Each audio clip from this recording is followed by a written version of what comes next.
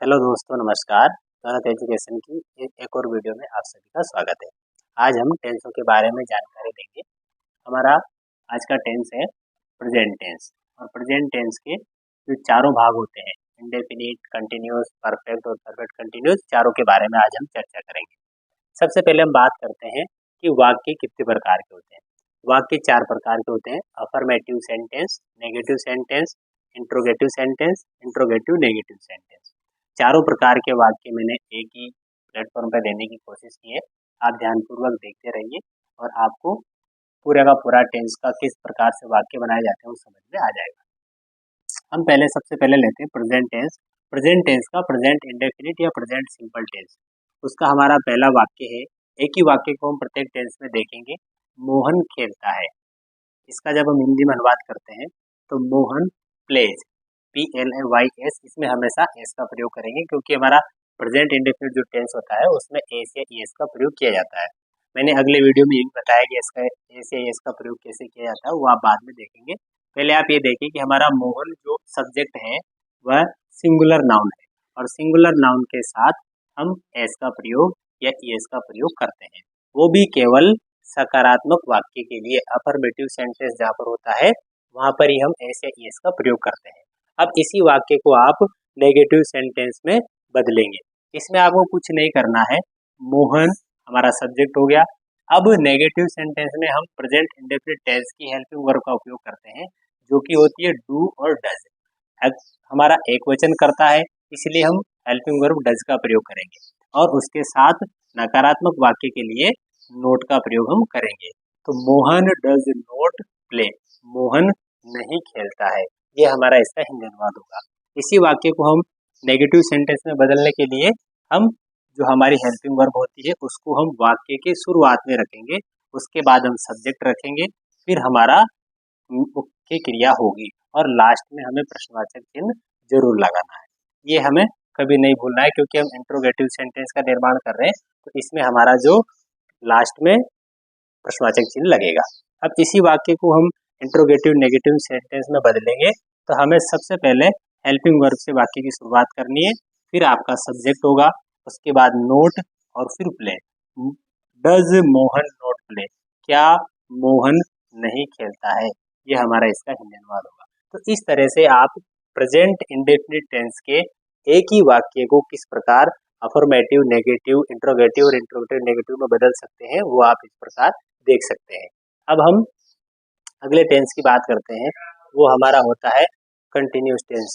और continuous tense की बात हम करेंगे तो वहाँ पर आप देखेंगे कि इसी वाक्य को हम लिखेंगे मोहन खेल रहा है, क्योंकि इसमें रहा है, रही है, इस प्रकार का उच्चारण होता है हिंदी वाक्य में। जब हम देखते हैं तो रहा है से हम पहचान करेंगे कि ये हमारा वाक्य है वो प्रेजेंट कंटिन्यूस टेंस का है। अब आप इसका जैसे ही अंग्रेजी में इसको लिखेंगे, मोहन इज प्लेइंग, मोहन खेल रहा है, यहाँ पर हम मोहन हमारा सब्जेक्ट एक वचन है, तो इसके साथ हम हेल्पिंग वर्ब इसका प्रयोग करेंगे।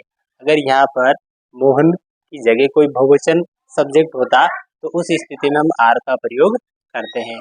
आर के प्रयोग के बाद आर और एम, दो यहाँ पर सहायक क्रियाएं और रहती है इसके बाद। और इसी प्रकार इस वाक्य को जब हम नेगेटिव सेंटेंस में बदलते हैं तो Mohan is not playing, Mohan नहीं खेल रहा है।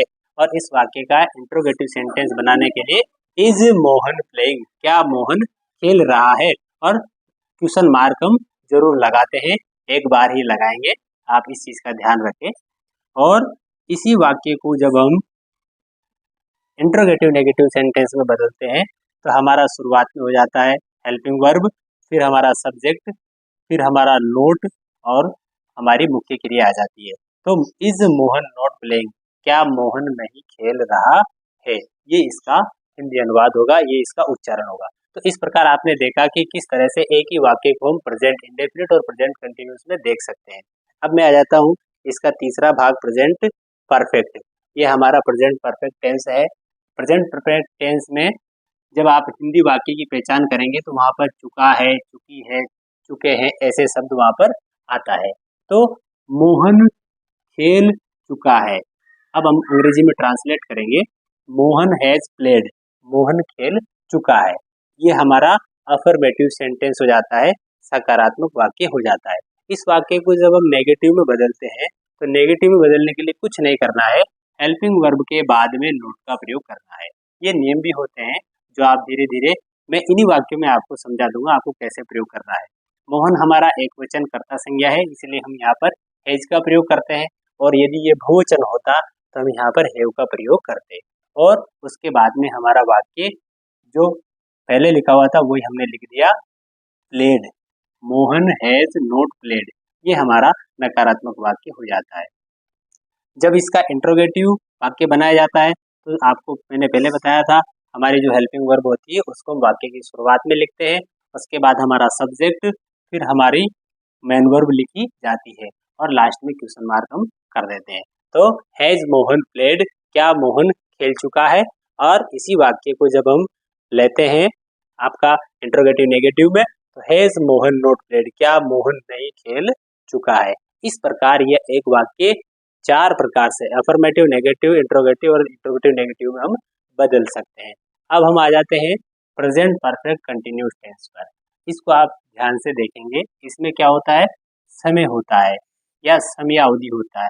जैसे कोई भी आदमी कोई कार्य कर रहा है, वो 4 घंटे से कर रहा है, 1 साल से कर रहा है, 1 महीने से कर रहा है, 2 दिन से कर रहा है, इस तरह से वहां पर आपको समय या समयावधि मिलेगा। अब हम इसको कैसे देखेंगे, मोहन 4 बजे से खेल रहा है, 4 PM से खेल रहा है। अब इसको आप जब अंग्रेजी में ट्रांसलेट करेंगे तो मोहन हेल्पिंग वर्ब हैज हो जाएगा हमारा, मोहन हैज। अब यहाँ पर क्या करेंगे आप, बीन का प्रयोग करेंगे, Mohan has been, Mohan has been playing since 4 PM। और इसी प्रकार आप देखेंगे कि इसका जो प्रयोग है वो यहाँ पर हैज नोट, इस जगह हम आप प्रयोग करेंगे हैज नॉट